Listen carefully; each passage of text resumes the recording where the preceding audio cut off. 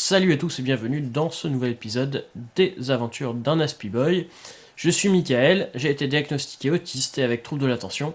Et sur cette chaîne, qui est la chaîne secondaire de Photantique Técantique, je vous parle de mes aventures, de mes passions, mais de façon plus chill que ma chaîne principale.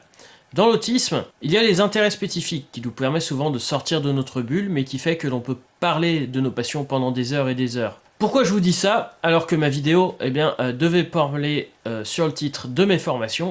Justement, c'est lié. Je viens de donner une formation, peut-être ma dernière. Bon, gars, j'avais peut-être dit ça l'année dernière déjà. J'ai commencé donc à donner des formations il y a longtemps, entre guillemets, car au boulot, je formais mes collègues. Ça a commencé très tôt.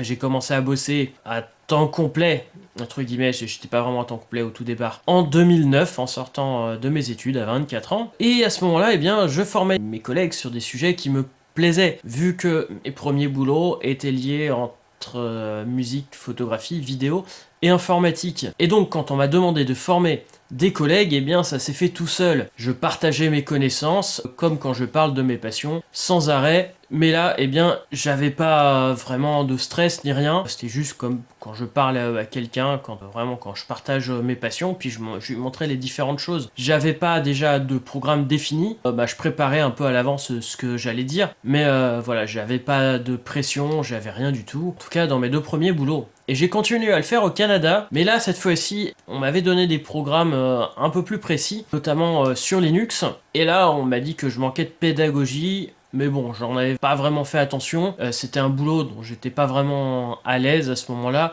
Donc bon, pour moi, ça m'est passé au-dessus. C'était en 2012. Ensuite, entre mon retour en France, donc septembre 2012 et 2016, j'ai eu plein de boulots différents en photographie et en informatique. Mais là, c'était des boulots justement ou en photographie commerciale ou en informatique pure, où j'avais plus le lien avec la photo, à une exception près, mais c'était assez compliqué. J'ai plus formé de collègues puisque là, souvent, j'étais pas à l'aise dans mes boulots du tout. Et la seule chose, quand on m'a viré, on m'avait dit, pour les choses positives, on m'a dit que j'étais plutôt à l'aise à partager mes connaissances, alors que justement c'était pas du tout lié à mes attributions où je devais faire de la programmation et pas du partage de connaissances.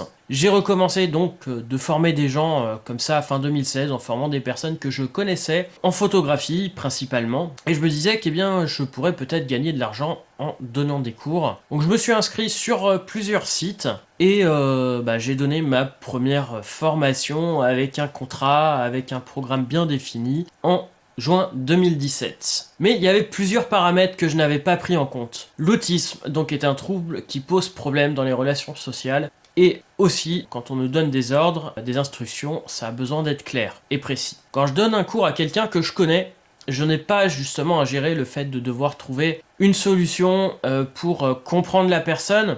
Enfin, si, j'ai toujours besoin de ça, mais la comprendre précisément, puisque logiquement, c'est des personnes que je connais déjà. Et donc, ça me prend beaucoup d'énergie, là, quand je forme des gens que je connais pas, puisque au tout début, le premier jour, voire les 2 premiers jours, c'est un peu embêtant sur les formations de 3 jours, voire de 2 jours, j'ai l'impression de pas les connaître, pas les comprendre, pas comprendre leurs réactions. Et moi, c'est quelque chose d'assez lent. Pour les personnes neurotypiques, souvent, c'est quelque chose de naturel. Et pour moi, c'est quelque chose où j'ai besoin de vraiment travailler sur moi, d'essayer de comprendre les gens. C'est pas quelque chose de naturel, c'est quelque chose qui me prend, comme je disais, plusieurs jours. Donc c'est beaucoup d'énergie pour faire ça. De plus, c'est bien souvent le programme demandé par l'organisme est différent des besoins des stagiaires. Qu'on me pose des questions, c'est pas vraiment lié à ce qu'il a besoin ou ce qu'elle a besoin. Et je me retrouve avec 2 ordres contradictoires dans ma tête.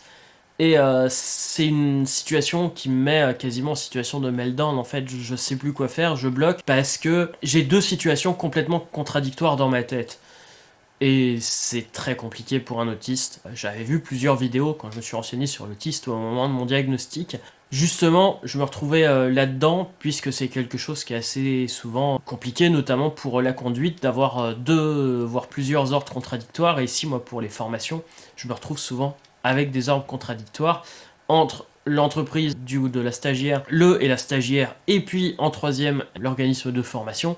Ça donne 3 trucs différents. Dans ma tête, je sais pas où est-ce que je dois essayer, et souvent, j'ai un peu dans les 2-3 directions. Ça me bouffe beaucoup d'énergie, et on a l'impression que je suis un peu perdu. Et surtout que je suis noté à la fin de certaines formations. Certains organismes estiment qu'une formation a été mauvaise en dessous de 16, alors que moi-même je ne me mettrai pas cette note parce que j'estime qu'il y a plein de petites choses qui vont pas systématiquement, et même quand je prends une formation, on peut pas être parfait. Donc bien quand je donne une formation pour une dizaine de personnes, il faut savoir que tout ce que je vous ai dit avant, ça a géré x10, et puis en rajoutant quelquefois des relations sociales entre les participants à gérer. Ça peut être des gens de la même entreprise qui s'entendent pas, ça peut être rien que des groupes à gérer en fait, et tout ça, ça me fatigue énormément. En sachant que pour une formation de 2-3 jours, j'ai souvent 2 à 3 semaines de préparation et de stress, où je n'arrive à quasiment rien faire.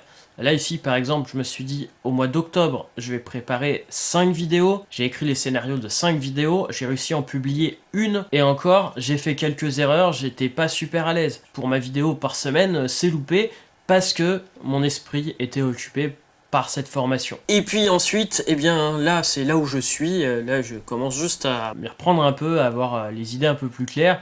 Il faut quasiment une semaine après la formation pour m'en remettre. Le tout pour gagner, une fois que j'ai retiré eh bien, ce que ça me retire de mon âge, de mes aides, et ce que je paye en cotisation sociale, une formation de 3 jours, je vais gagner entre 150 et 300 euros. La formation est de 3 jours, mais comme je vous ai dit, ça me prend toute mon énergie sur le mois. C'est compliqué de faire autre chose. Alors quelquefois, je faisais 2 fois la même formation. Là, ça allait un petit peu mieux, mais au point de... Là, c'est pas la peine de me demander de faire une vidéo en plus, c'est mort. J'ai fait donc, ouais, quelquefois 2 formations dans le mois. Ça me permettait, là, de gagner beaucoup mieux ma vie. Ça devient compliqué quand même à gérer, puisque là, ben, je fais rien d'autre. Il faut pas que j'ai à gérer un déménagement, là, des vidéos à côté, faire une chaîne YouTube ou ce genre de choses. C'est pour ça d'ailleurs que, comme vous avez pu le voir, j'ai eu quasiment 3-4 mois sans vidéo en 2021.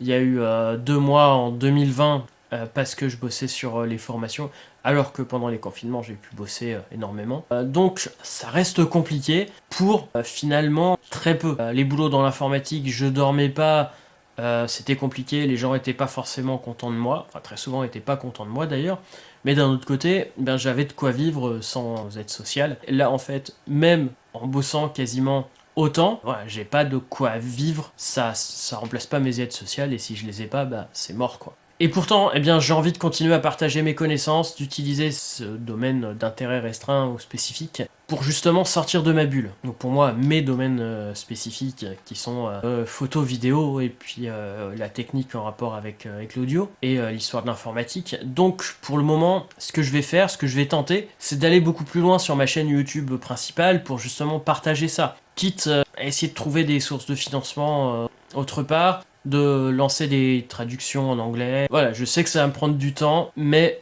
je vais tenter vraiment de faire que ça, parce que là, ben, c'est plus possible autrement. Enfin, en tout cas, les formations, ça me demande beaucoup trop d'énergie. Mais, encore une fois, je suis pas sûr de pouvoir en vivre. Je sais que si je dois en vivre, il va falloir que je bosse beaucoup, sérieusement. Et en fait, si je dois retrouver un emploi, je reconnais que je me pose vraiment la question si j'ai vraiment le choix de pouvoir arrêter complètement les formations, puisque on m'a proposé la Pôle emploi de justement bosser en débuté BTS, mais avec tout ce que je vous ai dit avant, franchement je sais pas si j'en suis capable. Et finalement bah, sur les formations, malgré donc le stress, j'ai quand même, on va finir sur une note positive, j'ai l'impression qu'environ 3/4 des gens étaient satisfaits dans toutes les formations que j'ai faites.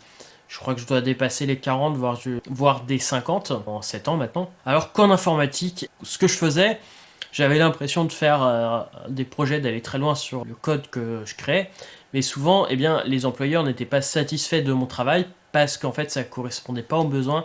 J'ai beaucoup de mal à comprendre ce qu'il y avait besoin de faire. Donc voilà, je vous donne un peu, eh bien, comme si c'était mon journal intime. Alors je l'ai préparé un petit peu, je sais pas si ça se voit, j'ai la télécommande, j'ai quand même un prompteur avec mes notes, mais j'ai rajouté beaucoup de choses par rapport à ce que j'ai noté sur mes notes.